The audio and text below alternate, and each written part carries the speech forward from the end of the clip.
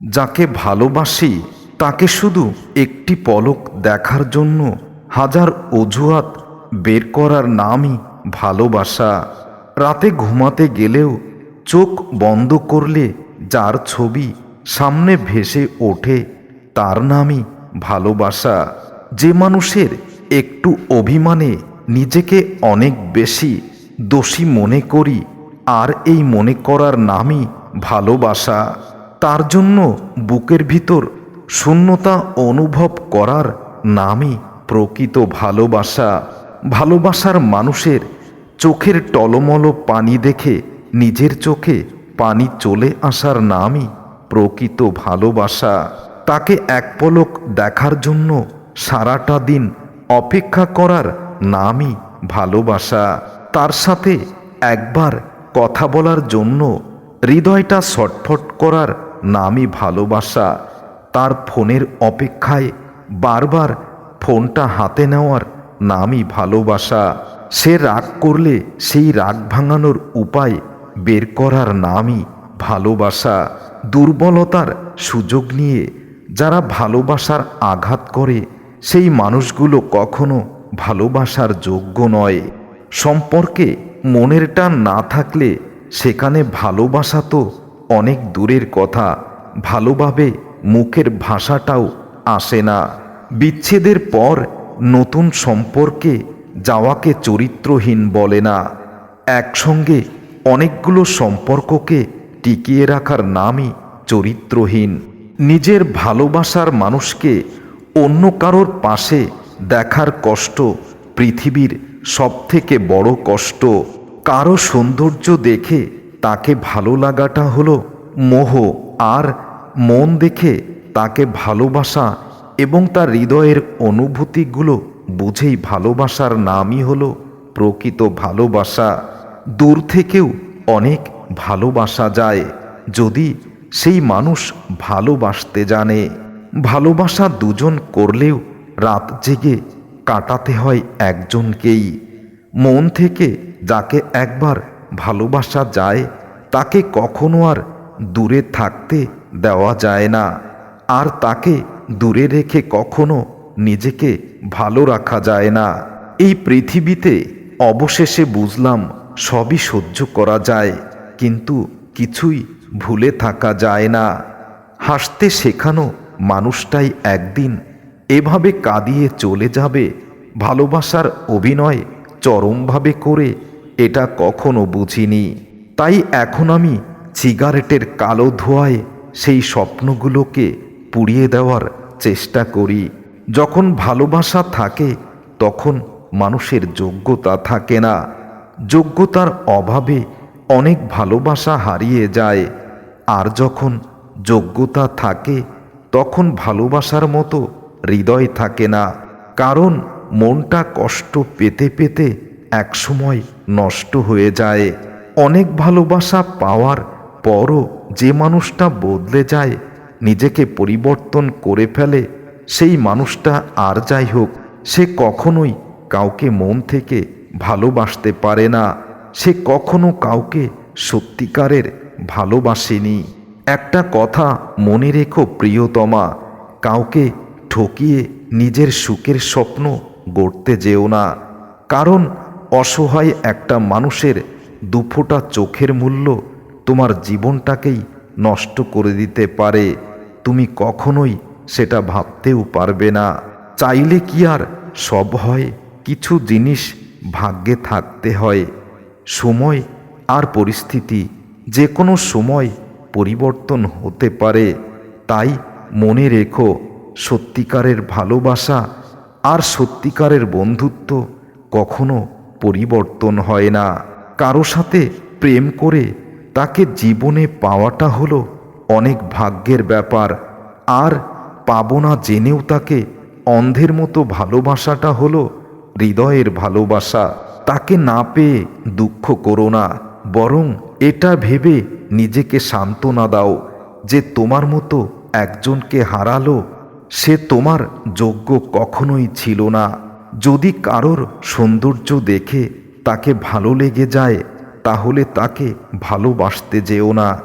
তার হৃদয়ের অনুভূতিগুলো বুঝে তাকে ভালোবাসার চেষ্টা করো, তা না হলে জীবনের কষ্টের শেষ থাকবে না। বর্তমানে প্রেমের অর্থ হলো রূপের মোহ, যা একটু পরেই কেটে যায়। কিন্তু যদি কেউ হৃদয়ের সাথে হৃদয়ের মিলন ঘটায়, তাহলে সেইটাই ভালোবাসায় পরিণত হয়। সত্যিকারের প্রেমে পড়া মানুষগুলো একটু ভিন্ন রকম হয়। এরা হঠাৎ করে এসে কখনোই বলে না ভালোবাসি।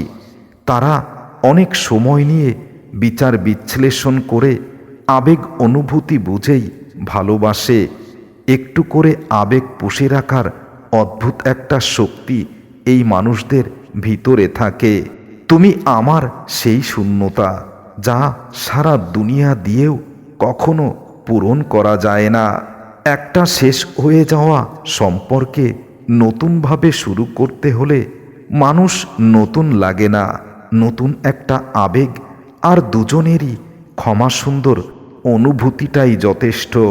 মুখে বলি ভালো আছি, কিন্তু বিশ্বাস করো জীবনে এমন একটা চরম পর্যায়ে এসে দাঁড়িয়েছি, ভালোবাসার মানুষটা এমনভাবে কষ্ট দেবে যেটা কখনোই ভাবিনি।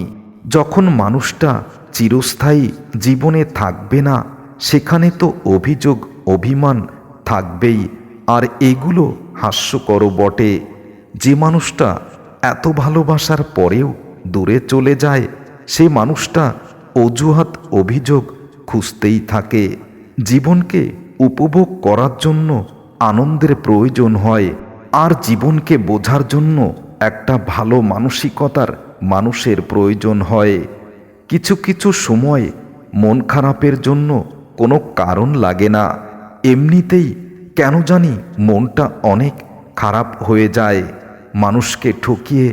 মানুষকে ঠকিয়ে আজকে তুমি যতই জয়লাভ করো না কেন, এর হিসাব একদিন তোমাকে অবশ্যই দিতে হবে। আজ পর্যন্ত কেউ ছাড় পায়নি, আর পাবেও না, কারণ প্রকৃতি তার আপন গতিতেই প্রতিশোধ নেয়। আমি এমন একটা বোকা যে মানুষকে খুব তাড়াতাড়ি বিশ্বাস করে ফেলি, আর বিনিময়ে আমাকে অনেক কষ্ট পেতে হয়। সারা জীবনের জন্য নিজের দায়িত্ব নিজেই নিতে চাই, আর এটাতেই মনে হয় মুক্তি। মানুষ পূর্ণতা দেখিয়ে যখন শূন্যতা উপহার দিয়ে যায়, জীবনটা তখন ধ্বংস হয়ে যায়। নিজের জায়গায় দাঁড়িয়ে অন্যের পরিস্থিতি কখনো বোঝানো যায় না প্রিয়তমা। মানুষকে একা চলতে শিখতে হয়, কারণ একা চলতে পারাটা একটা যোগ্যতা, যেটা সবাই পারে না। আর যারা একা চলতে শিখেছে, কষ্ট তাদেরকে স্পর্শ করতে পারে না। কিছু মানুষ জীবনে ঝড়ের গতিতে এসে আবার অতি দ্রুত সুনামির গতিতে সব কিছু লণ্ডভণ্ড করে দিয়ে চলে যায়, আর মাঝখানে ক্ষতিপূরণ হিসেবে নিজের কষ্ট আরও বেড়ে যায়।